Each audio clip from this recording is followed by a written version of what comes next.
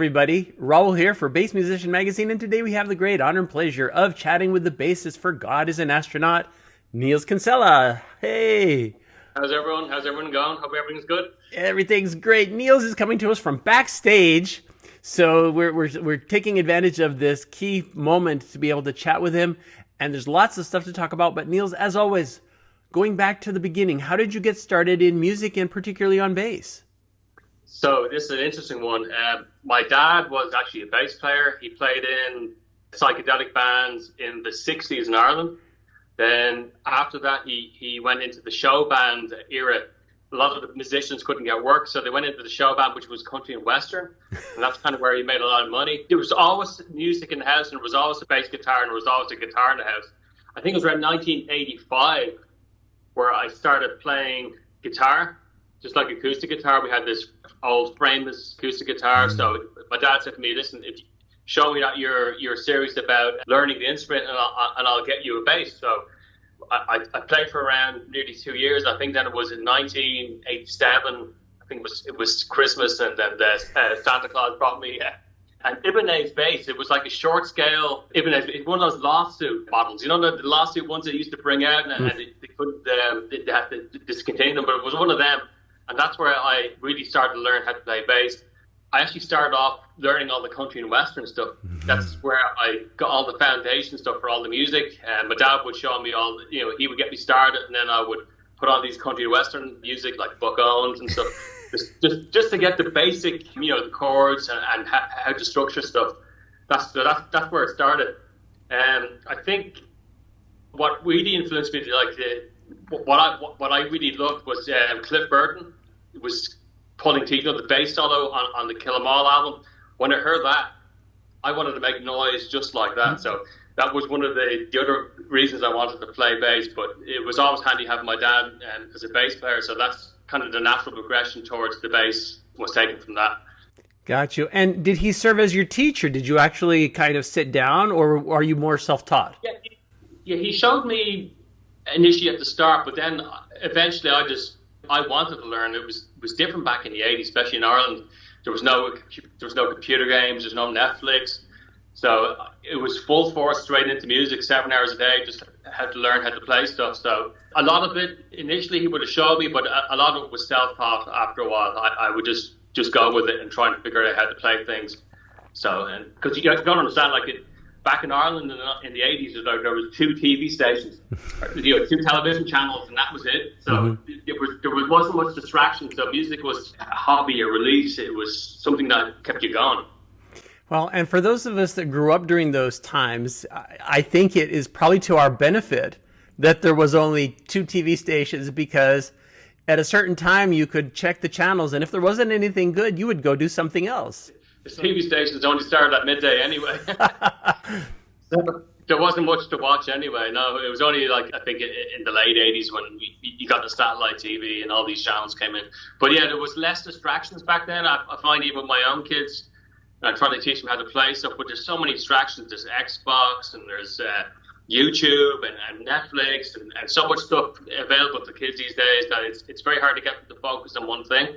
So we didn't have that kind of disadvantage, but maybe some people would have called it, I suppose the kids today would call it definitely an advantage to have all the stuff that you have today. But I guess for us, it certainly focused my attention on how to play music and how to learn how to play bass and guitar.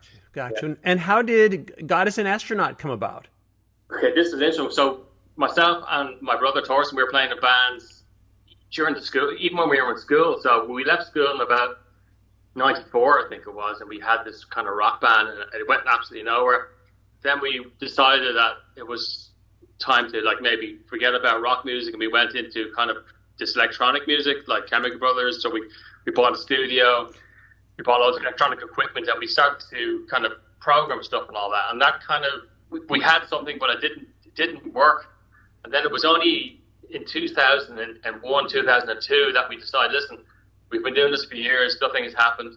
Let's put out something that we like, that with no expectation for where it would go, because previous to that, we were trying to make music for, say, record companies to get them interested.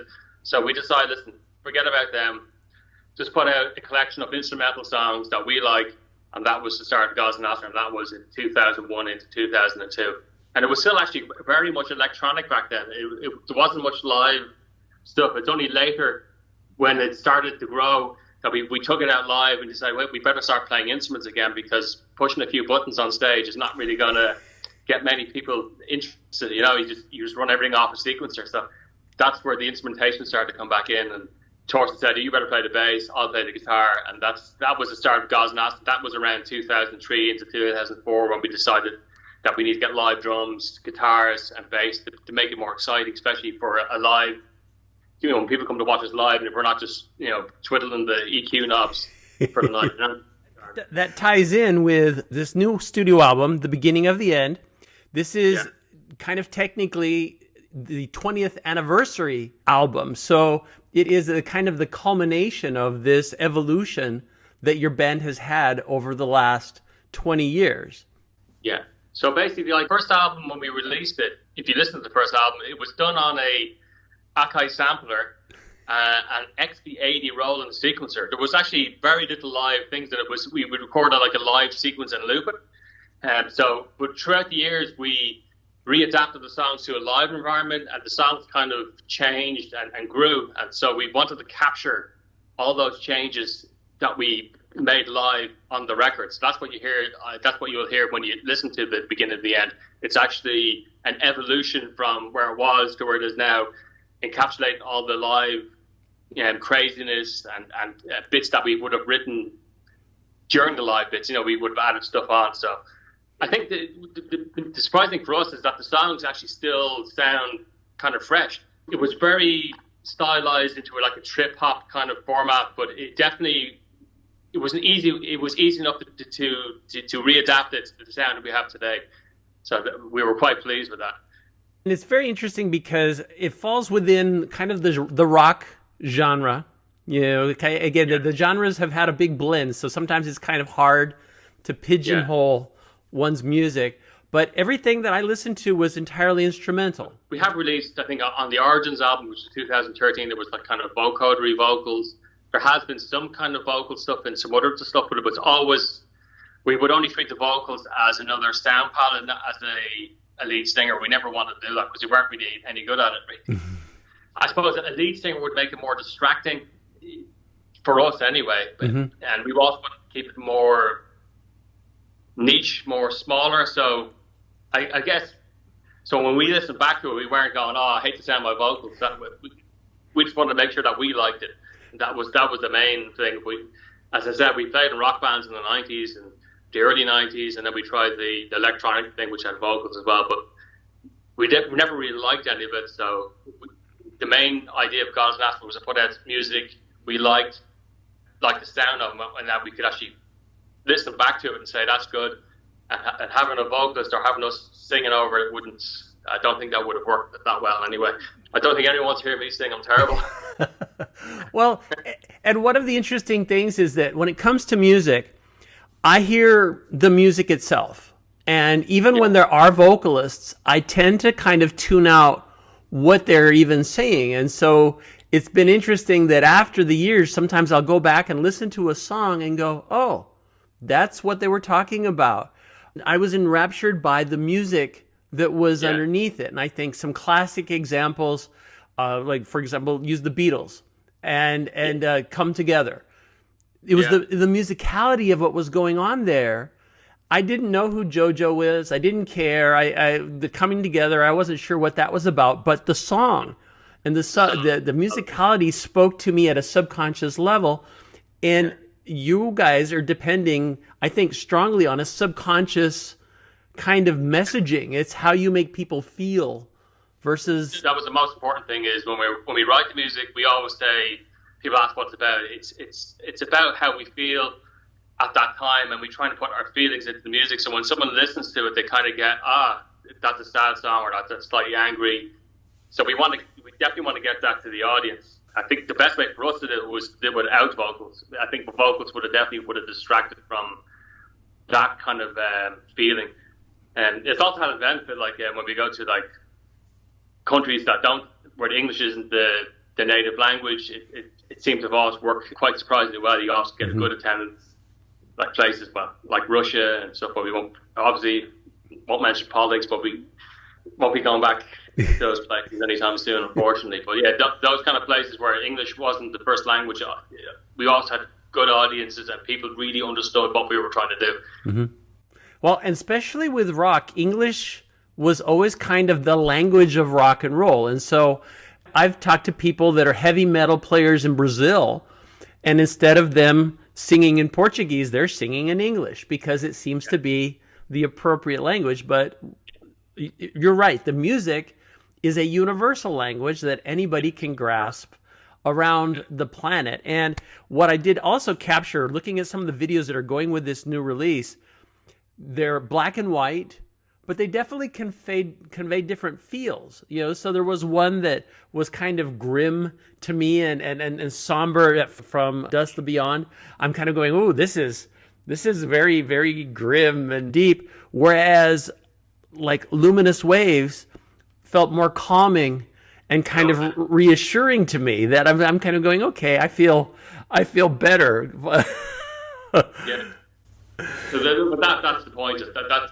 That's what we want to get across for the music, is what you just described. So some songs will be calming and relaxing. Some songs will be not that way. They be more angry, more menacing. Some songs will be uplifting. Some songs will be kind of depressing. So we do our best. We try, especially with the Epitaph album, which was written in memory of our cousin who was murdered.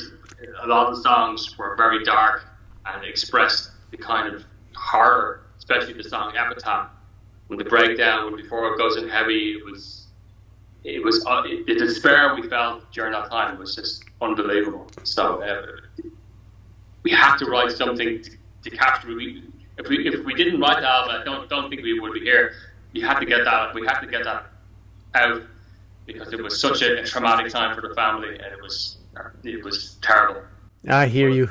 Well, and that has been one of the traits of so many of songwriters and things, that they have written their feelings to the point where in many times it was even difficult to perform on stage. I remember that, James Taylor, classic, songwriter, some of his lyrics were difficult for him to perform because they had such a personal involvement with the emotional things that were going on in his life.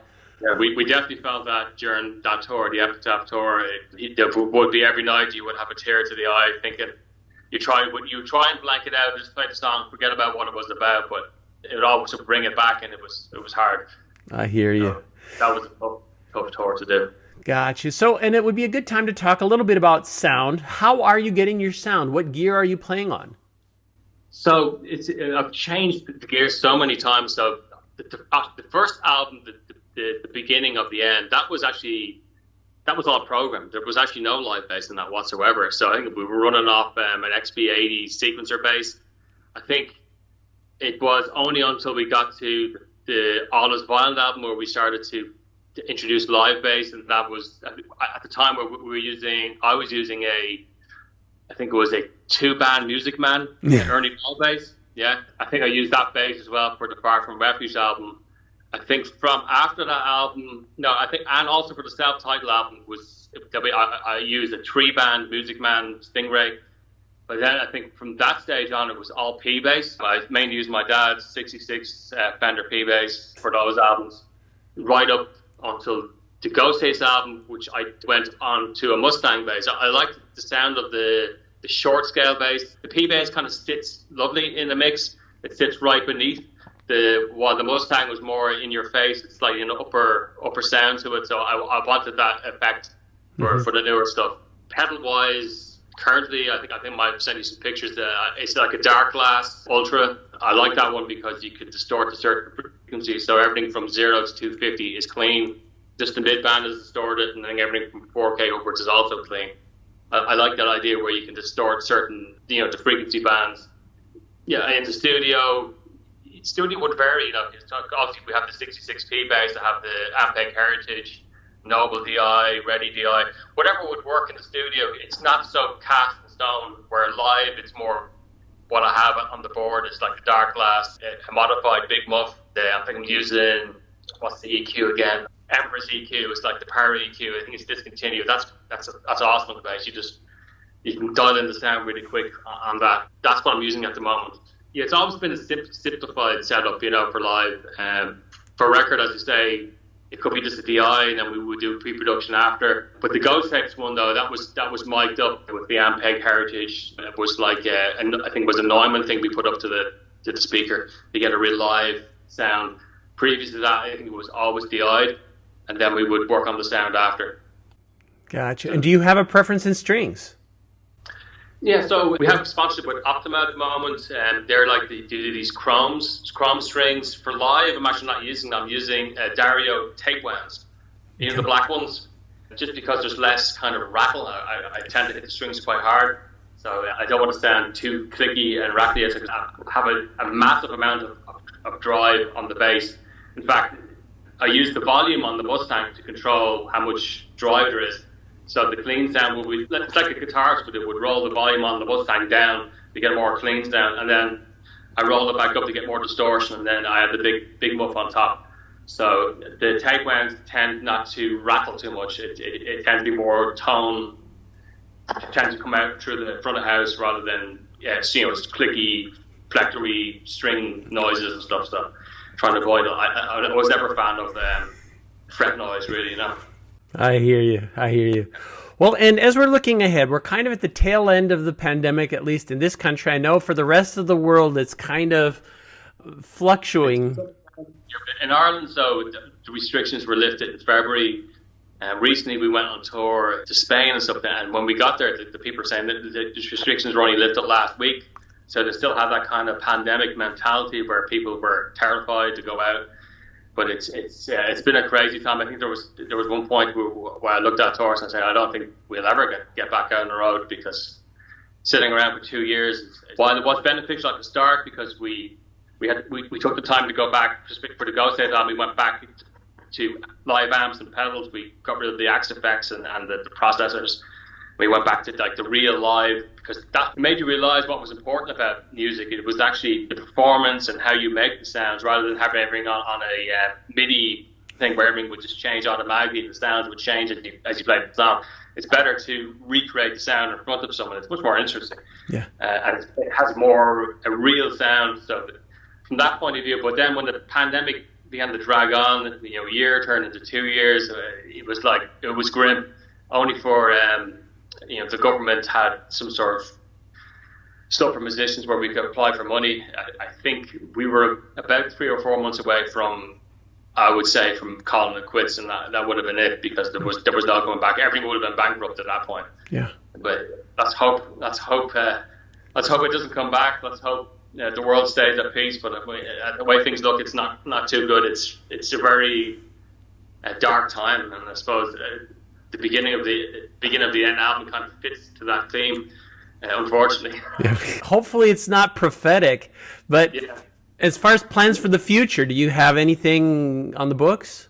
Yeah, so we already have written a number of songs for the new album. It's even more progressive than Ghost Tapes. It's a lot even more odd timing. I think Ghost Tapes had very little 4/4 in it. It was all 5/4, 7/4. There was a lot of odd timing in it. This one's even taken that further, so we're looking forward to that. It's progressive, but it still has that kind of punky sound. We don't want to go too clean. We want to keep it progressive, but kind of punk at the same time. So we will have a new album out sometime next year. Okay. So we just have to find the time to finish off the last 2 songs and record it. So we think we have 4 songs done already. So each song is quite long, so it'll probably be only a 6-track album. I think the average length of the song is about 8 minutes. Wow. It tends to get longer and longer as we go on. Like when we started out, songs were like 3 minutes, 4 minutes long. I suppose you have to try and not repeat yourself, which is the hard thing. There's no point putting out something that we did already. I think we've done enough of that stuff where songs would have sounded similar throughout the years, so that's why each album takes longer and longer. So it's taken an average of 3 years to write a new album since 2013. I think every 3 years you're trying to put an album out now. So let's hope it doesn't get up to 4 years or something.